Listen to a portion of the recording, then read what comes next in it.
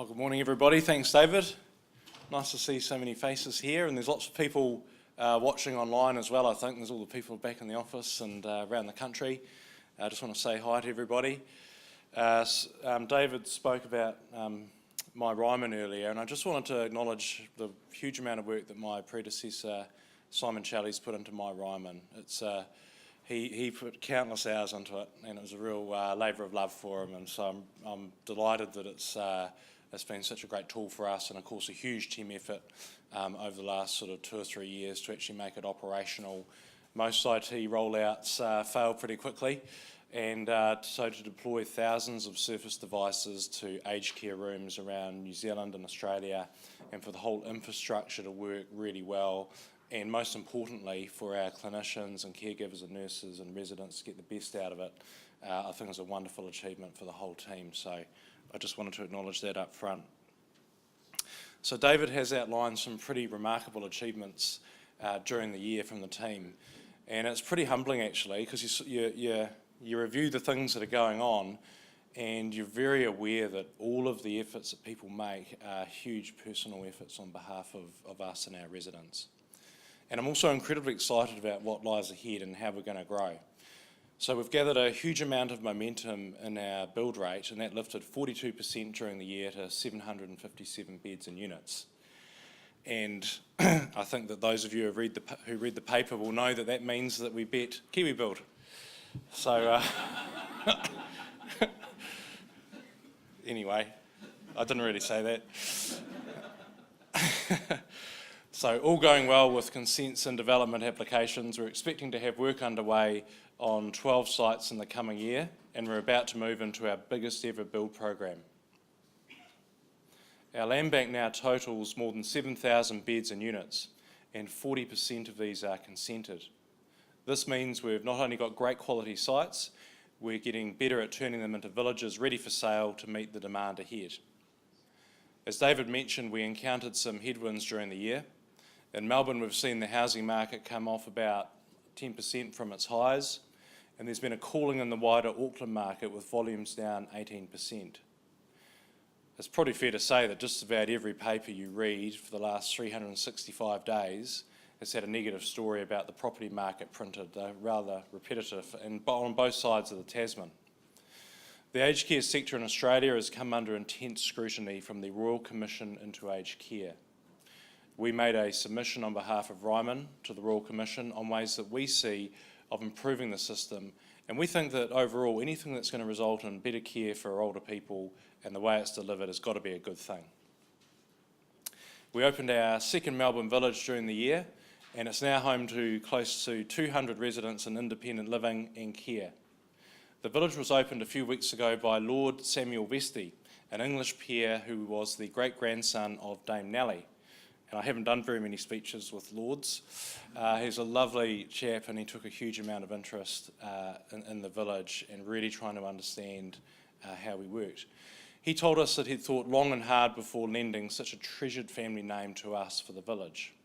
And he told me at the end of the evening that he'd talked to about 70 residents and about how they were finding life in the village.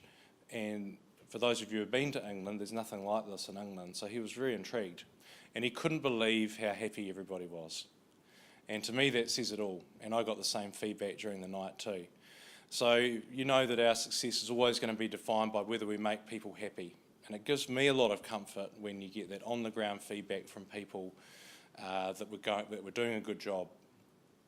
What's even better is that the team has already identified things that we could do better, and of course you can imagine that our residents have also shared with us ideas about things we could do better too.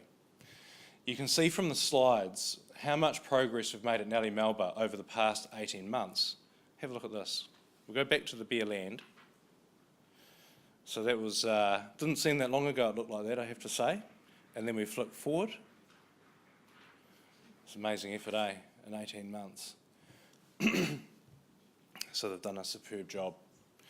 We are conscious though that it took a lot longer than we'd bargained for to get Nellie Melba open. And by that I mean the time frame from buying the land to getting it consented and getting going. We've learnt a lot. We're our own worst critics, as you would hope and expect, and that's how we get better. So when I'm over in Melbourne talking to residents, you get great market intelligence on the ground. And the main impact that I can see of the Royal Commission and also the bad press from the retirement village sector the year before is that the residents moving in with us have done a significant amount of due diligence. The industry is under a spotlight and the residents and their families are well informed. And they're pleased with the standard they see in us.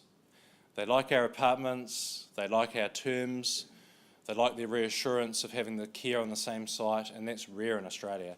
And quite a few residents told me on that night that they had looked all around the area and they could not find anything like Nellie Melba.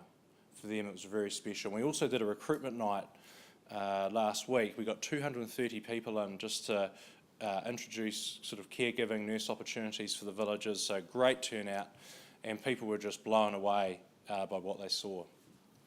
So we've added 3 sites in Victoria during the year, taking us to a total of 10, including 2 villages already open. We told you about Aberfeldy and Ocean Grove at half year, and just to remind the non-Melburnians amongst us, Aberfeldy is an inner Melbourne site, not far from the CBD, in an extremely good area with a shortage of retirement living options and aged care.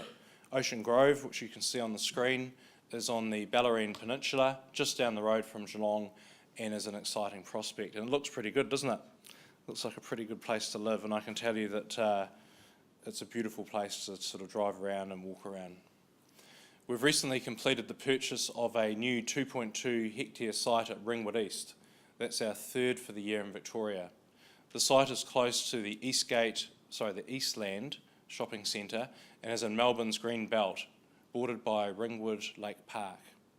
Eastland's got a David Jones, which I'm well informed means that it's pretty good for shopaholics, and it is an amazing mall actually. It's really beautiful. Ringwood East has everything we look for: a good sized retired population and a shortage of quality retired living options, and we think it is a stunner.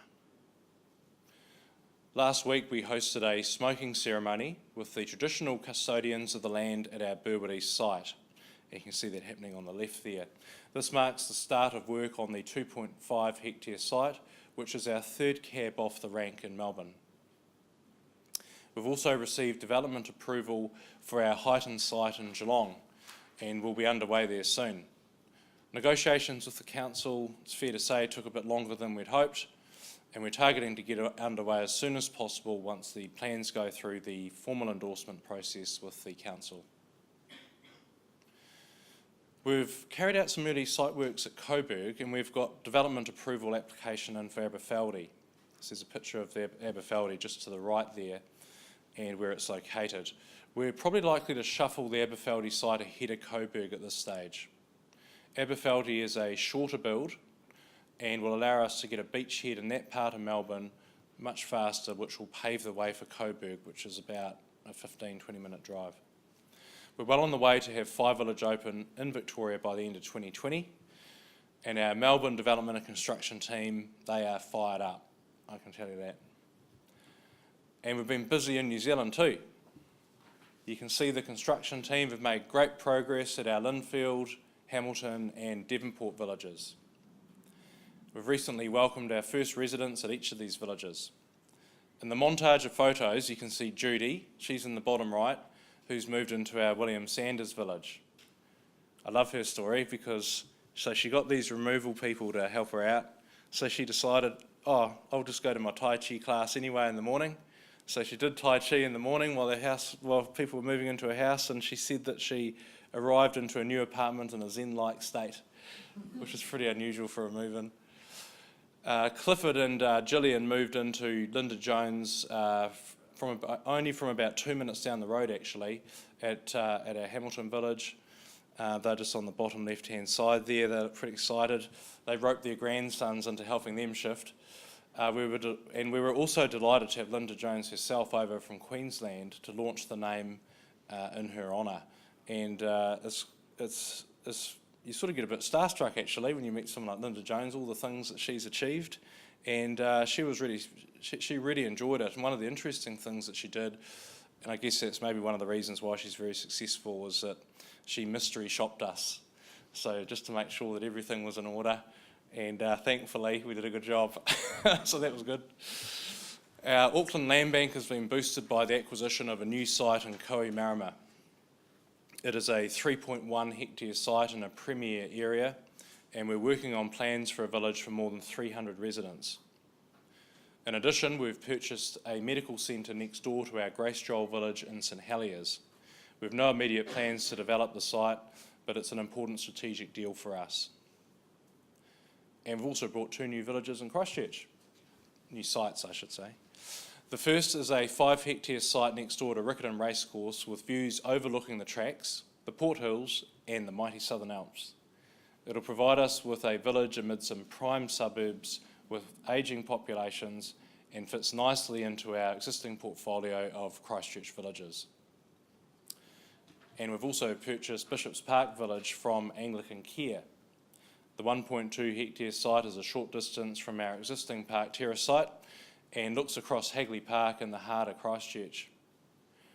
We're going to take on the obligations to Bishop's Park's existing residents, and we are reviewing plans to redevelop both sites as one village.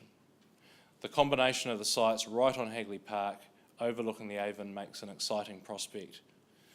And I think I'm going to put my name down for an apartment for later on in life, although David might have already beaten me to it. And a few of our ex-directors as well, I think. Both Christchurch sites are still subject to Overseas Investment Office approval, which we hope to receive shortly. I'm also pleased to let you know that we've just received in the last, when was it? Monday, yeah. On Monday we received resource consent for our Havelock North village, and so we're gearing up to get underway there as well. And we're also underway at Lincoln Road in Auckland. Gosh, that was a lot, wasn't it, to get through all those sites? In total, we expect to have 12 large construction projects underway in the coming year. And as I've said, we're moving into our biggest ever build program. And look, I'd just like to acknowledge Andrew Mitchell, who's headed our development team for 12 years, who's moving into a consulting role with us. It's great that Jeremy Moore, who's been with us for 7 years in the development team working with Andrew, has stepped in to lead the team. On March 15 this year, we placed all of our Christchurch villages and head office into lockdown after we learnt that a gunman was on the loose near Hagley Park. Our Margaret Stoddard village, which was where my nana lived, is a short distance from the Al Noor Mosque, and while none of our team were caught up directly in the attacks, we had a number of people affected throughout the country through friends, family and relatives. The response from our team was extraordinary. A whole lot of people went the extra mile to ensure our residents were safe and comfortable as the events unfolded. And it was really heartwarming for me to go around our villages that weekend to see the extra effort that staff are putting into residents who surely never expected to see such a thing in their city. Our Ryman family came together after that to raise $100,000 for the victims and families of the worst terrorist attack on our shore. We were humbled and proud of the response. We've also stepped up our community engagement during the year, and a great example of this has been our relationship with the Stroke Foundation. We've helped deliver almost 10,000 free blood pressure checks, one of those was for me, across New Zealand thanks to our stroke van, and we've funded this stroke van for another 3 years. It actually is going to make a massive difference for people because high blood pressure is the primary indicator of a risk of stroke, and often people just don't know, so I think it's making a massive difference. And we're also going to put an identical van on the road in Melbourne. I'd like to conclude by talking about the 4 people that you see on this slide. They're pretty special people, and they sort of represent a great example of the influence that Ryman has in many ways. So on top left-hand side, we've got Ella Bays, who you can see paragliding for her 104th birthday. She's just turned 105. And I just want to let you know that next week she's going to ride on a Harley Davidson for her latest birthday adventure, a 3-wheeler, just in case you're worried. She lives in the care centre at our Jane Mander village in Whangarei, and she's actually only the 4th oldest resident in Ryman. The lad, the construction chap there, Tyrone Keach, leaning against the wall, he's leaning against his own handiwork. He had his own 21st lately. He's an apprentice bricklayer who started with us as a labourer in Petone, and now he's in Melbourne building Nellie Melba. One of the contractors recognised how good he was, and he's now well on his way to his apprenticeship and was recently named Apprentice of the Year at the training institute that he attends. His boss expressed it perfectly to us. Ryman Healthcare doesn't just create positive retirement experiences, they create opportunities for everyone involved in their projects. Next, Roger Garrett. He's a resident at Anthony Wilding, that's bottom left-hand side there. He's 92, and his story featured in our annual Anzac Day book called Stories of Valour. Roger was part of J-Force. He served in Hiroshima and Nagasaki and was a guard at the War Crimes Tribunal after the war. He also spent 37 years in the police, most of it in the Armed Defenders Force, before retiring, and we were delighted to be able to tell his story of extraordinary service to this country in our book. And these are the people that inspire us. We have thousands of people working with us, for us, who inspire us to do better. And so I'd like to conclude with a quote from one of our clinical managers, who is Tracy Dunn. She's on the right-hand side there. So Tracy, who's responsible for the clinical care of our residents at Bob Owens and Tauranga, we asked her to describe what motivated her. And she said, "All I've ever wanted to do is make a difference in someone's life. And I get to do that for 120 people every day, and that is just a huge privilege." And I think Tracy's expressed it perfectly, really. It really is a privilege. And it's also a privilege to work alongside people like Tracy and to be part of a team of thousands of people at Ryman who feel so passionately about what we do. And that is what drives our growth, our people. Thank you very much. Leave it to Dave.